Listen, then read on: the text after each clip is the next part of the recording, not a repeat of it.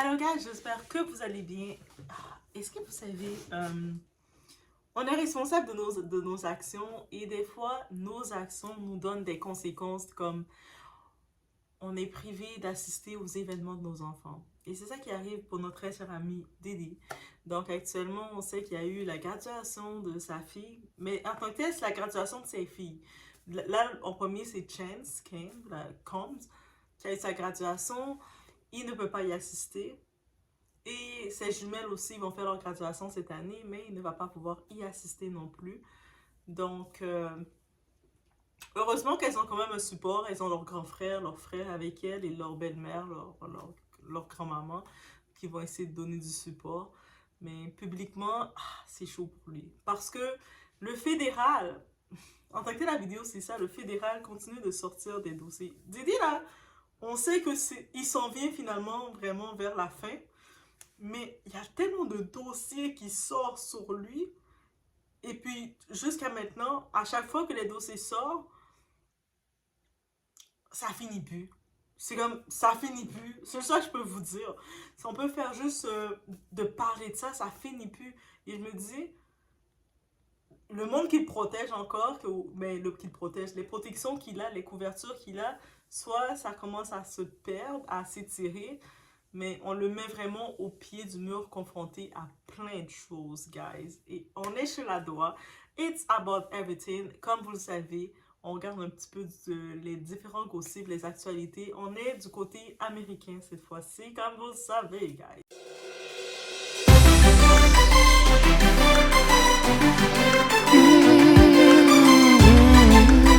What's up, King? How are you, man? Good to see you, man. Who's graduating today? Chance. Oh, congratulations, man. Thank you. Hey, King, quick question. How's your father playing so far? How's he holding up right now, man? He's good. He's good? He's good? Hey, it took a lot to for him to apologize, right? I mean, Stop in the coop on the way. you still got a lot of supporters, still believing in him? Hey, your dad's doing okay? Yeah, good. Yeah. Stop in the coop on the way. Stop in the coop on the way. All right, King. Thank you, man. How's your dad going so far, man? He's okay?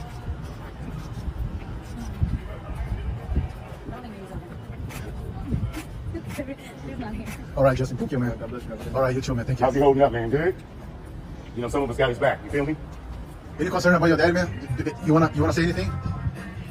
Donc, ici, on a pu voir, je tenais à présenter et commencer la vidéo de façon amicale, de façon très sweet, un petit moment de fraternité. On a pu voir justement les frères, tous les frères de sortie pour donner du courage, pour donner de la force à leur petite sœur Chance, qui est en train justement c'est sa graduation et tout. Donc, ils sont venus la donner du support. On avait pu voir sur le terrain Christian, qui a re-switch le côté King, là, avec son affaire, son histoire de diss track et tout. Ça a rechangé tout de suite, et c'est Christian. Il était venu apporter un gros bouquet de fleurs et tout pour sa petite sœur. Tu sais, dans tout ce qui arrive, qu'est-ce qu'on regarde de eux autres, ils sont unis ensemble. Si on peut dire une chose, qu'il a brisé beaucoup de monde, leur père a fait beaucoup de trucs, mais qu'est-ce qu'on peut regarder de ses enfants? On voit clairement qu'ils sont réellement unis ensemble, et on le voit que réellement, ils s'aiment. Donc, juste une petite... En regardant rapidement la vidéo, on voit les journalistes les voir arriver, ils essaient de poser des questions. Qu'est-ce que vous pensez de votre père? Qu'est-ce que vous voulez qu'ils disent, là? Peut-être si c'était les enfants de Brad Pitt, ça aurait été différent. Eux autres auraient exposé des choses. Mais, ou peut-être pas aussi. Mais, eux autres, bien entendu, ils laissent entendre que c'est leur père. Ils aiment leur papa quand même. On a pu voir Quincy, l'aîné.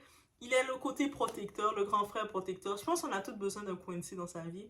Comme on le voit quand les journalistes essaient de questionner un petit peu plus Christian. On voit que Christian est plus sensible et émotif.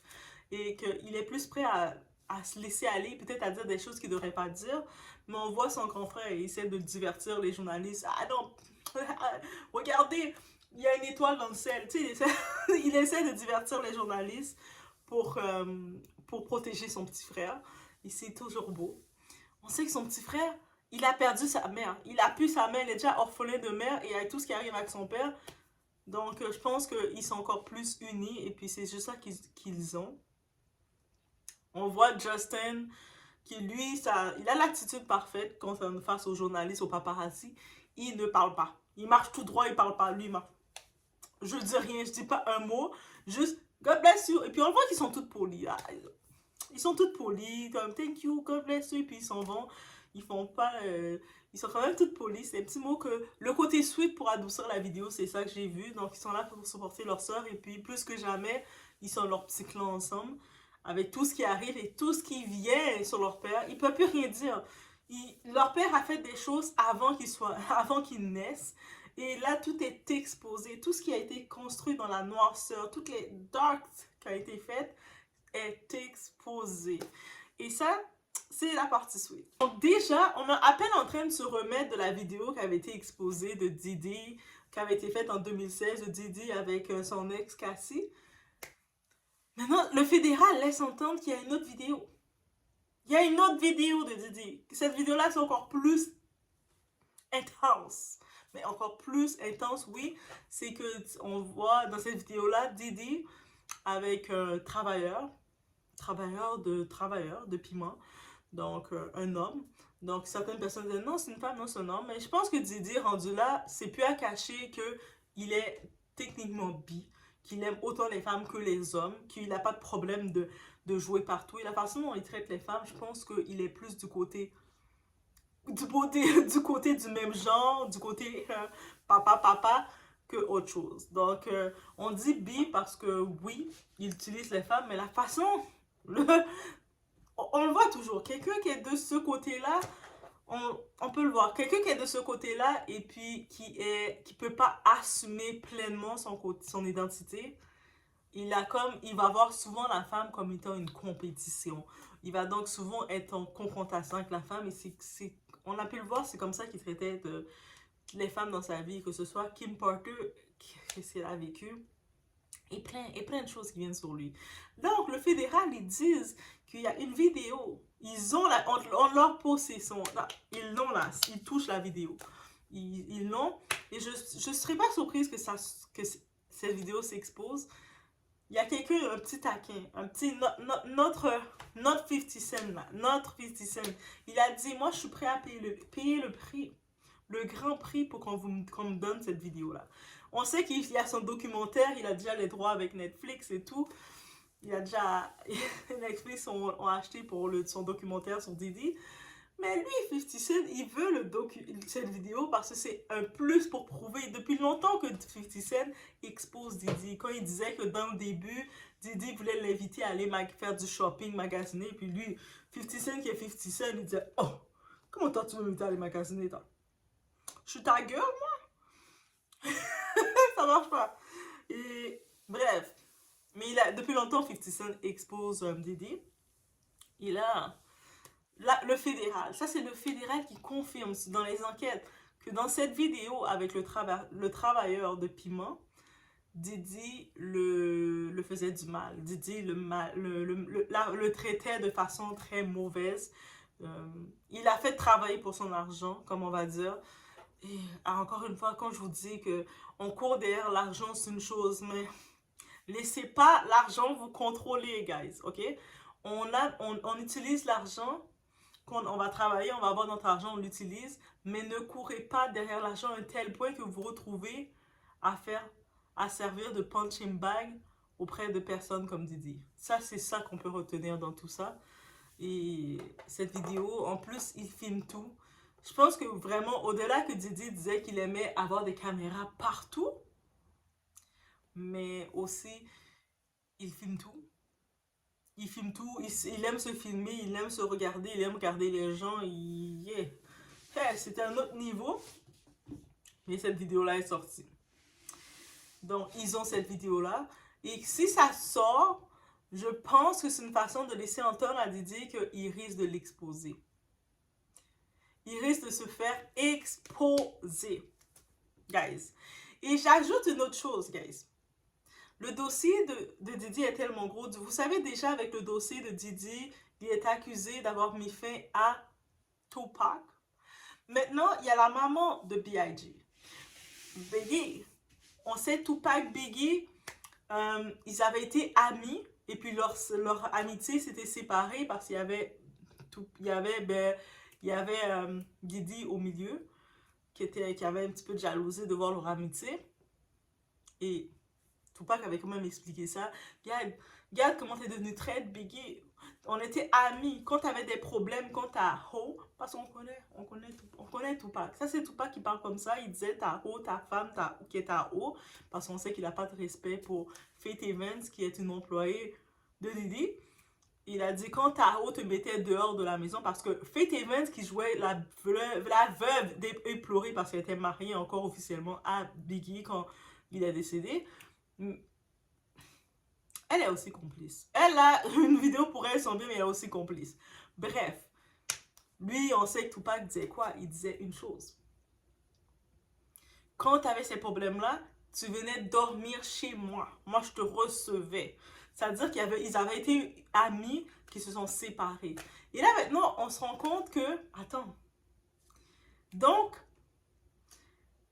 notre très cher ami de Bad Boy, Diddy, on sait qu'il est accusé. Il est déjà accusé d'être responsable du décès de Tupac, notre légende. Mais il est aussi maintenant... On dit aussi que c'est lui aussi qui est responsable du décès de Biggie, qui était son nom, qui travaillait pour lui là. C'est grâce à Biggie qu'a explosé Bad Boy Record. Et la maman, et qui en parle? C'est la maman de Biggie. La maman, sa maman, elle qui est encore là, qui en parle. Oh, guys, ça c'est chaud. De rendre compte qu'il est responsable de 2 légendes de hip-hop. Guys, soyez fâchés. Si vous aimez le rap, vous devez être fâchés. Donc, d'imaginer ça. Et puis, qu'est-ce qu'on dit? Et ça, c'est dans la maman, elle confirme, elle semble confirmer que Biggie avait l'intention de laisser Bad Boy. C'est pour ça que si on se rappelle du dernier film, le film qu'ils avaient fait de Biggie, le dernier appel qu'il avait eu avant qu'il s'est fait tirer, il avait eu un appel avec sa mère et puis il disait à sa mère comme s'il parlait comme si c'était je t'aime, tu sais maman je t'aime, comme si ça avait son adieu. Dans le film, comme le fait que c'était un peu contrôlé par Diddy, donc ils sont pas rentrés dans les détails, mais sa mère disait pourquoi il savait que sa fin s'en venait, parce que lui, il avait déjà commencé à discuter, il avait commencé à discuter qu'après son album, le lancement qu'il faisait, il voulait rompre son contrat avec Diddy. Il ne voulait plus travailler pour Bad Boy Record. Et il n'a pas eu le temps de rompre son contrat. Il a été tiré dessus. Et là, en étant tiré dessus, qu'est-ce qu'on a fait? Parce qu'il y avait déjà il y avait une altercation dans le rap entre lui et Tupac. Qu'est-ce qu'ils ont fait? Ils ont tous se dit, ah, mais c'est le club Tupac qu'on fait ça. C'est trop facile. Mais là, c'est la mère de Biggie qui nous laisse savoir ça. Est-ce que vous étiez prêts à entendre tout ça? Est-ce que vous étiez prêts à entendre tout ça? Et puis, si on se rappelle, je pense que le moment que ça sonnait, la clochette, tu sais, la petite clochette qui fait ting, ting, ting, ting, ting, c'est le moment quand ils avaient décidé de réouvrir le dossier de Tupac. Et puis, je sais, j'avais fait une vidéo en disant ça, j'ai dit dans cette vidéo, tu sais quoi? En ouvrant le dossier de Tupac à peu près de 20 ans, ça va réveiller de quoi? Et ça va briser. La personne qui est responsable de Tupac, il va se faire exécuter sur la place publique. Il va tomber sur la place publique. Et qu'est-ce qui arrive? Du dossier de Tupac, on est passé dans tous les endroits et là, on voit toutes les expos qui arrivent. Il y a des vidéos, il y a une deuxième vidéo qui est en route. Et là, maintenant, tout ce qu'il a fait, comment il a dominé sur les gens, comment il a dominé sur la tête des gens pendant des années, là, ça lui revient tout dessus, guys. Ça lui revient tout dessus. Et c'est ça la vie. Tu peux pas penser que tu as dominé pendant... Combien de temps tu as pensé que tu vas régner? Le diable est un menteur. Combien de temps tu penses que tu vas régner réellement? Et ça commence tout à tomber sur lui. Là, il se retrouve isolé, caché quelque part. Et il peut même pas sortir en public. Il peut même pas assister à la graduation de ses filles. Il peut même pas aller donner honneur publiquement à ses filles. Il peut plus. Là, il sait que il est au pied du mur. Et j'ai le sentiment qu'il y a soit on aurait le temps de l'arrêter à temps, ou soit on va entendre quelque chose que c'est terminé pour lui. Qui c'est peut-être... il a chose. Et même à ça, je pense que c'est d'autres personnes haut placées qui vont le terminer pour ne pas eux autres se faire exposer par lui. j'ai le sentiment, ça risque d'être une fin tragique dans le côté de Diddy. Ça risque d'être tragique. Je pense même pas qu'on va laisser le temps d'aller en prison. Je pense que dans son dossier à lui, ça va être très tragique. Ok, je sais que c'est très, très, très triste de dire ça, mais j'ai tellement le sentiment que c'est comme ça parce que on regarde pour le cas toutes les autres personnes qui sont tombées avant lui. Pour peu que ça, on les mettait directement, il y avait c'était direct, on les exposait directement, on les convoquait directement. Lui, jusqu'à maintenant, il n'est pas convoqué. Mais par contre, on l'humilie et puis on sait que toute sa vie, c'était son image. Même s'il était très trash, très tout, il avait toute sa vie sur son image et c'est là, ils attaquent ce qu'il a voulu défendre. C'est pas pour rien qu'ils font ça. Donc, j'ai le sentiment que... en plus, on parle de... Ils sont à veille d'ouvrir le dossier, de réouvrir le dossier de Kim Porter, la mère de ses enfants, parce qu'on dit que il y a beaucoup de choses qui sortent. Ils sont à ça de réouvrir le dossier de Kim Porter. Il y a le fédéral qui parle de la vidéo où il a malmené un travailleur. Quand je dis un travailleur, vous savez, un travailleur qui vend son charme, qui vend son corps. Mais même si la personne vend son charme, il vend son corps, personne ne mérite d'être traité comme ça. Et puis, il y a un autre de ces travailleurs, parce que lui, il avait beaucoup recours aux travailleurs masculins. Il y a un autre de ces travailleurs qui a été récemment, quand les enquêtes ont été faites, c'était son travailleur, comme on a vu dans beaucoup de vidéos de lui qui est sorti dans les vidéos qu'ils ont prises, j'imagine. Et ce travailleur-là, il a été retrouvé comme inanimé. Donc, il y a beaucoup de choses qui sortent sur lui. Je pense que c'est pas pour rien qu'ils ont sorti la vidéo de 2016 de Cassie. Et je pense qu'il y a d'autres vidéos qui vont sortir. La prochaine, ça risque d'être celui avec le travailleur. Et il y en a d'autres qui vont... Et puis c'est comme, eux autres, ils vont comme tac, tac, tac. Parce qu'ils veulent vraiment écraser son personnage de tous les côtés. Et c'est intense. Guys, c'est intense. Tu sais, c'est sûr, on regarde ces enfants, on regarde tout ça qui essaie de tenir la tête forte, mais ils ont grandi toute leur vie que leur papa c'est le plus fort, c'est leur héros. Et là, ils entendaient parler des choses et je suis sûre que lui, quand il est avec ses enfants, il essaie de dire, oui, c'est vrai, j'ai fait des erreurs, mais le monde sont jaloux, vous savez qu'on est au top, le monde sont jaloux. Et oui, c'est vrai, c'est vrai. Mais là, maintenant, avec tout ce qui sort, tous les faits qui sortent, ça devient... toutes les opportunités qu'il donnait à son enfant, il est en train lui-même de les fermer avec tout ce qui est exposé sur lui. Comme... Là, maintenant qu'on apprend que, en plus d'être responsable de la mort de Tupac, il est aussi responsable de la mort de B.I.G. Et puis l'hypocrisie dans tout ça, c'est qu'il a fait, jusqu'à maintenant, il fait de l'argent sur B.I.G. parce qu'il possède encore le catalogue de B.I.G.